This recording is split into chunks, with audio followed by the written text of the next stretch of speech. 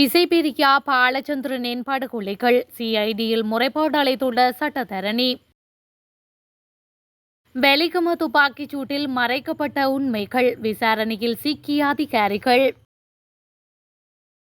ஆளும் கட்சியை தோற்கடிக்க புறப்பட்டுள்ள எதிர்க்கட்சி கூட்டணி. ஆஸ்விசும கொடுப்பனவில் மில்லியன் கணக்கில் மோசடி அதிரடியாக கைது செய்யப்பட்ட பெரும் புள்ளி. அகமதாபாத் விமான விபத்தில் உயிர் பிழைத்த ஒரே பயணி பகிர்ந்த அதிர்ச்சி தகவல். இலங்கை ராணுவத்தால் படுகொலை செய்யப்பட்ட இசைப்பிரியா மற்றும் பாலச்சந்திரன் ஆகியோருக்கு நியாயமான தீர்வை அரசாங்கம் பெற்றுக் கொடுக்க வேண்டும் என சட்டத்தரணி தனிஷ்க ரணாஞ்சக கஜதந்தம தெரிவித்துள்ளார். குற்றப்புலனாய்வு திணைக்களத்தில் முறைப்பாடு ஒன்றை பதிவு செய்ததன் பின்னர் ஊடகங்களுக்கு இன்று கருத்து தெரிவிக்கும் போதே அவர் இதனை கூறியுள்ளார். மேலும் கருத்து தெரிவித்துள்ள அவர், யுத்தத்தால் பாதிக்கப்பட்ட மக்களுக்கு நியாயம் வழங்கப்படும் என கூறி அனைத்து அரசாங்கங்களும் பதவிக்கு வருகின்றன. பதவிக்கு வந்ததும் அதனை அடியோடு மறந்து விடுகின்றனர். இந்த விடயம் தொடர்பில் நடவடிக்கை எடுத்த சாட்சியங்கள் இல்லை என கூறப்படுகின்றது. இது மறக்கப்பட வேண்டிய ஒன்று. இலங்கை ராணுவத்திடம் தஞ்சமடைந்த இசைப்பிரியா மற்றும் சோபா ஆகியோர் கொல்லப்பட்டனர். அதற்கு தகுந்த ஆதாரங்களும் சாட்சியங்களும் காணப்படுகின்றன. இருப்பினும் இவர்களது குடும்பத்தார் சாட்சியமளிக்க முன்வராமல் உள்ளனர். மேலும் அவர்களது குடும்பத்தில் உள்ளவரும் உயிருடன் இல்லை என கூறப்படுகின்றது. மேலும் பாலச்சந்திரனை பற்றி அனைவருக்கும் தெரியும். அவர் விடுதலை புலிகள் அமைப்பின் தலைவரின் இளைய மகனாவார். அவரும் கூட ராணுவத்தால் கொல்லப்பட்டார். இந்த ராணுவ அத்துமீறல்களுக்கு உடனடி நடவடிக்கைகள் எடுக்கப்பட வேண்டும். வடக்கு மக்களுக்கு நல்லது செய்ய வேண்டும் என்றால் வலிந்து காணாமலாக்கப்பட்டவர்களுக்கு நியாயத்தினை பெற்றுக் கொடுக்க வேண்டும் என்று அவர் மேலும் கூறியுள்ளார்.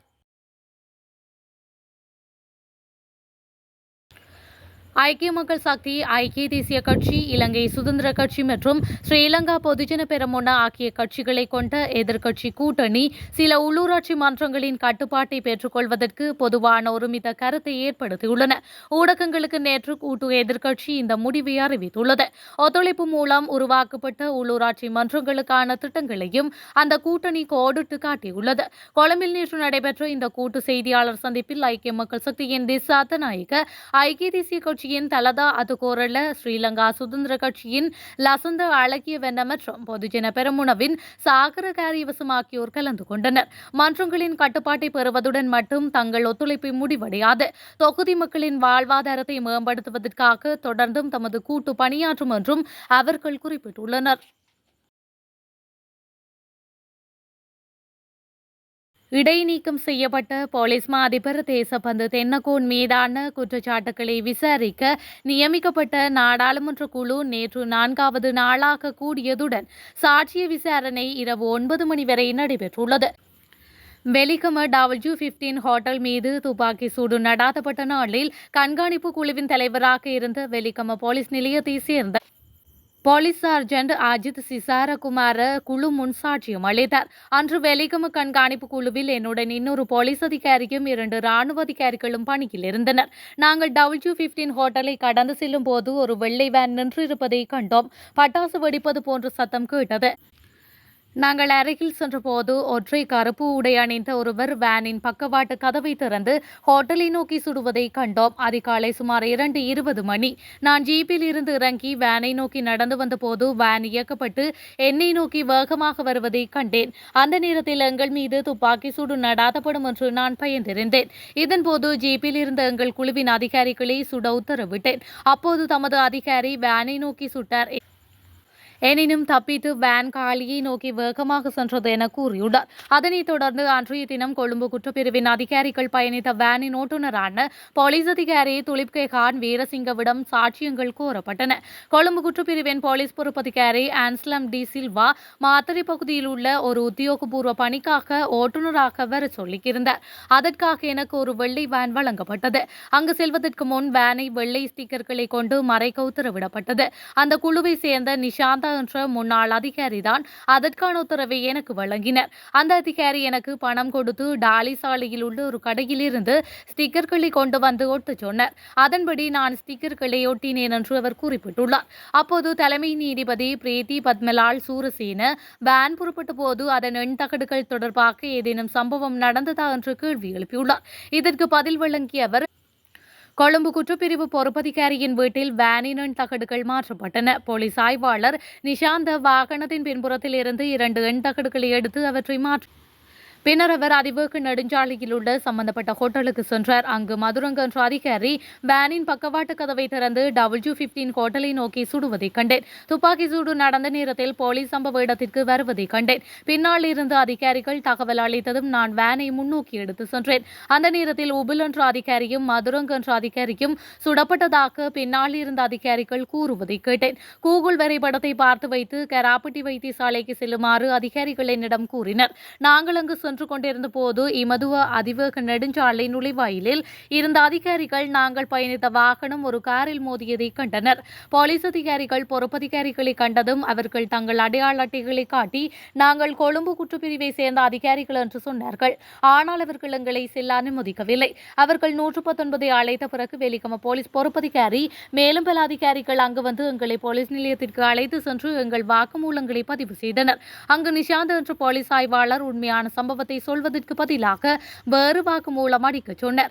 அதன்படி W15 ஹோட்டல் அருகே நிறுத்தப்பட்டிருந்த எங்கள் வேன் மீது யாரோ ஒருவர் துப்பாக்கிச்சூடு நடாத்தியதாக வெலிகம போலீசாரிடம் தெரிவித்திருந்தோம். ஐயா, அதிகாரிகள் சொன்னதை நான் செய்தேன். வேறு என்ன செய்ய முடியும்?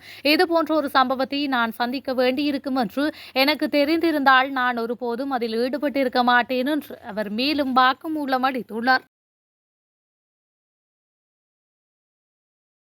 அஸ்வசும பணத்தை மோசடி செய்த குற்றச்சாட்டில் பிரதேச செயலக அலுவலக அதிகாரியொருவர் காவல்துறை நீதிக்குற்ற விசாரணை பிரிவினரால் கைது செய்யப்பட்டுள்ளார். கைது செய்யப்பட்ட நபர் கொளன்னு பிரதேச செயலகத்தில் பணிபுரியும் அலுவலக உதவியாளர் ஆவார். குறித்த சந்தக நபர் 4.1 மில்லியன் ரூபாய் அஸ்வசும பணத்தை மோசடி செய்துள்ளதாக காவல்துறையினர் தெரிவித்துள்ளனர்.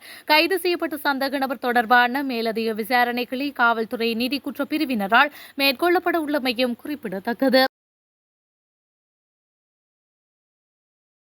உலகையே உலுக்கிய அகமதாபாத் விமான விபத்தில் ஒரே ஒரு பயணி மட்டும் உயிர் பிழைத்த நிகழ்வு அதிசயமாக பார்க்கப்படுகின்றது. குஜராத்தின் அகமதாபாத்தில் இருந்து 242 பேருடன் லண்டன் செல்லும் ஏர் இந்தியா விமானம் புறப்பட்ட 4 நிமிடங்களில் கீழே விழுந்து விபத்துக்குள்ளாகியுள்ளது. இந்த பயங்கர விபத்தில் குஜராத் முன்னாள் முதல்வர் விஜய் ரூபானி உட்பட விமானத்தில் சென்ற 241 பேர் உயிரிழந்துள்ளனர். தரையில் விழுந்த விமானம் மருத்துவ கல்லூரி விடுதியில் மோதியதில் மருத்துவ மாணவர்கள் 10 பேரும் இந்த விபத்தில் பரிதாபமாக உயிரிழந்தனர். இந்த விமான விபத்தில் விஸ்வாஸ் குமார் ரமேஷ் என்ற பயணி அதிர்ஷ்டவசமாக உயிர் பிழைத்துள்ளார். விமானம் விபத்துக்குள்ளாகியதும் எல்லோரும் பதற்றத்தில் ஓடும் போது தான் விமானத்தில் பயணித்தவர் என கூறியபடியே வந்துள்ளார்.